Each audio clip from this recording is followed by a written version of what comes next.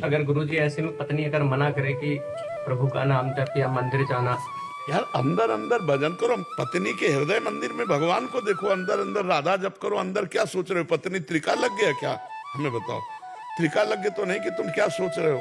अगर वो माता पिता की सेवा ना करे फिर हम नहीं मानेंगे, फिर तो दुष्टता की हद हो जाएगी, फिर दुष्टता की हद हो जाएगी। फिर वृंदावन मनाते हैं तो उनको नाराजगी होती है, मंदिर जाते हैं तब। खैर इस पर तो हम सहयोग दे सकते हैं, मतलब मंदिर न जाने को तो हम पत्नी के हृदय मंदिर में भगवान देखते हो, अंदर अंदर भजन करते हैं। लेकिन तुम पत्नी हो तो उन्होंने जन्म दिया, अगर पत्नी ऐसा कहे किसी की भी कि माता पिता की सेवा नहीं करनी, तो उसकी बात ना मानो।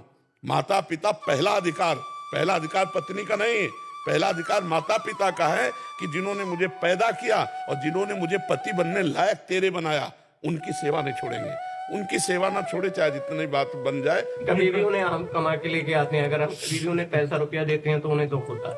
नहीं, माता पिता की सेवा करो बच्चा, धन्यवाद। पत्नी को भी सुख दो, पत्नी का भी आदर करो, पत्नी को भी पैसा दो, उसकी कामना पूर्ति करो, क्योंकि वो अर्धांग है। लेकिन माता पिता सर्वप्रथम। हमें लगता है वो पत्नी कैसी, आजकल पत्नी ऐसी आती है। मान लो बूढ़े माता पिता हैं, अगर तुम दोनों जवान पति पत्नी उनकी सेवा नहीं करोगे तो किसके पास जाएंगे वो? कल तुम बूढ़े होगे, तुम्हारे बच्चे तुम्हारा ऐसा, थोड़ी देर तुम अपने माता पिता की जगह खड़े होके देखो और तुम्हारा पुत्र तुम्हारे साथ करे तो हाँ, तो वो फिर अगर देखो जो आप माता पिता को सुख पहुंचाओगे तो आपको सुख पहुंचाएगा, अगर माता पिता को दुख पहुंचाओगे तो फिर तुम्हारे को दुख पहुंचाएगा। एक बूढ़ी माँ को मिट्टी के खपरे पे दाल रोटी देती थी, तो एक दिन खपरा थोड़ा ज्यादा ऐसे हिल गया तो लड़के ने कहा मम्मी टूटने न पावे। तो उनका क्यों?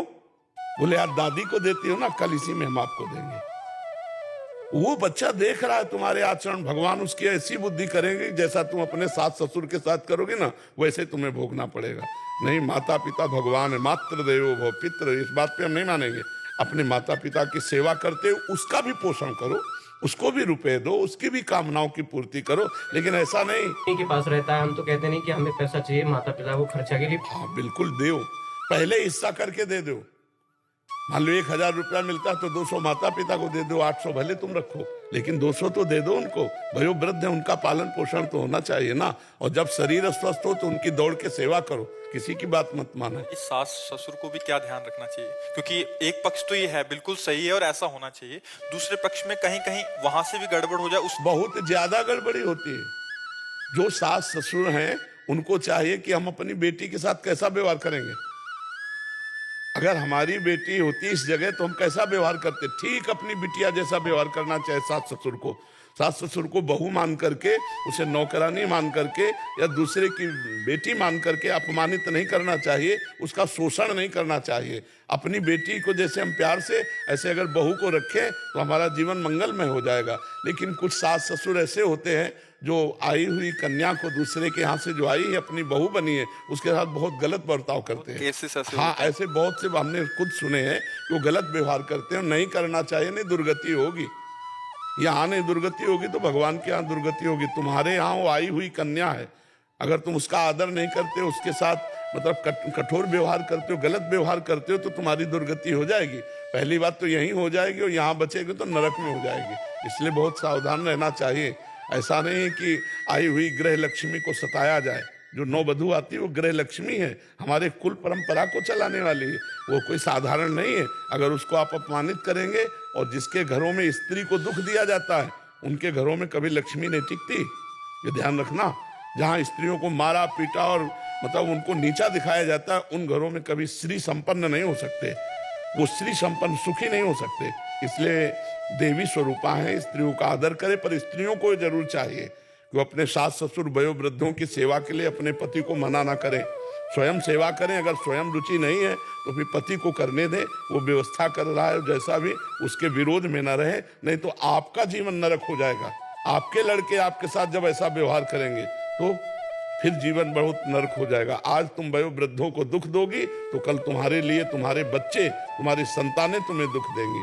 शरीर स्वस्थ है यार, खूब माता पिता की सेवा करो, परिवार को सुखपूर्वक चलाओ। मनुष्य जीवन बड़ा दुर्लभ है, दुर्लभ देह मिली तो आनंद लूटो। यहाँ क्लेश, अशांति, नाना प्रकार की गलत आचरण वाली वृत्तियां, ये सब त्यागो, आनंद में जीवन व्यतीत करो। अरे जी, इसमें सबसे ज्यादा रोल पति का रहता है, पत्नी की तरफ और माता पिता की तरफ। पति का बहुत ज्यादा रोल होने के कारण उनके दोनों के बीच सामंजस्य बिठाने के लिए उसका क्या रोल होना चाहिए हमारा? बहुत बहुत सुंदर बात है, क्योंकि देखो पति को बहुत धैर्यवान होना चाहिए, क्योंकि वो भी इनको सुनाएंगे, ये भी। हाँ, बहुत धैर्यवान होना चाहिए। उसको चाहिए कि उचित बात पत्नी की सह ले, और जब अनुचित बात हो तो हट जाए, मारे नहीं, पीटे नहीं, गाली गलौज नहीं करे। और माता पिता जब उचित या अनुचित दोनों बोले तो उसको सह जाए, कभी उनको गाली गलौज न करे, कभी उलट कर जवाब न दे। पत्नी की उचित बात सह जाए, अनुचित बात में चल दे। माता पिता की उचित अनुचित दोनों बातें सह जाए, वो चाहे गाली दे चाहे अपमान करें, क्योंकि हम उनके पुत्र हैं, उनके दास हैं, उनकी बात सहकर उनकी सेवा करें।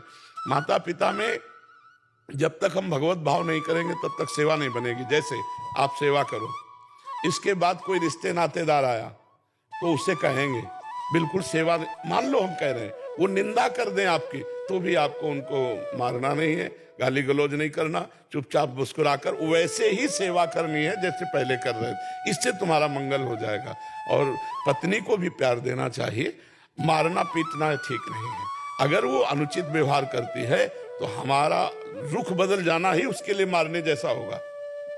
अगर थोड़ा भी बुद्धि रखती हो, अपना रुख बदल लिया, तो उसी से उसको दंड मिल जाएगा, उसी से उसको जलन होने लगेगी और वो सुधार करेगी। और सबके लिए भगवान से प्रार्थना और नाम जप करो, भगवान से प्रार्थना करो, मेरे परिवार को सुख मिले, मेरे परिवार की बुद्धि ठीक रहे, तो इससे अच्छा रहेगा। गौरव सोनी जी, ऑस्ट्रेलिया से।